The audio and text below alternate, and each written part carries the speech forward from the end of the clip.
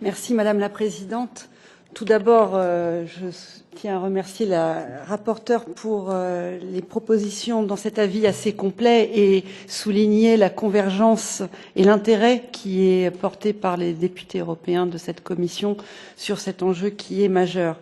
Je ne sais pas si je serai aussi négative que mon collègue Dominique Riquet, mais je partage beaucoup des choses qu'il vient de dire, et notamment sur le fait qu'aujourd'hui, la stratégie spatiale pour l'Europe s'inscrit dans un contexte bien précis de sous-utilisation des programmes européens spatiaux et d'une concurrence internationale qui est toujours plus rude et qui menace le leadership de notre industrie européenne sur son propre marché. Et dans ce cadre, je pense qu'il est pertinent de compléter le rapport sur plusieurs points, mais je suis assez rassurée quand j'entends les différentes interventions préalables. Tout d'abord, notre commission pourrait se positionner plus clairement en faveur de dispositions réglementaires visant à garantir la compatibilité de certaines infrastructures de transport avec Galileo, et notamment afin d'anticiper le développement des secteurs à fort potentiel comme les voitures connectées et les drones.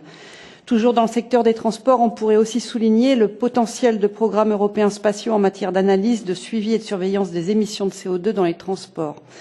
Enfin, je suis convaincue que nous ne pouvons faire abstraction des enjeux liés à la concurrence des entreprises étrangères sur le marché des lanceurs de satellites, comme Dominique Riquet en parlait. En effet, alors que tous les pays ont adopté des clauses pour fermer leur marché institutionnel dans ce secteur hautement stratégique, l'Union européenne n'a toujours pas adopté de préférences européennes. Ainsi, les lanceurs européens se retrouvent en concurrence avec d'autres lanceurs étrangers qui sont par ailleurs largement subventionnés pour le lancement des satellites des programmes européens comme Galileo ou Copernicus. Cela doit changer et nous devons être en mesure d'assurer la réciprocité en adoptant, nous aussi, une préférence pour les lanceurs européens dans le cadre de la mise en orbite des satellites destinés aux programmes européens. Merci.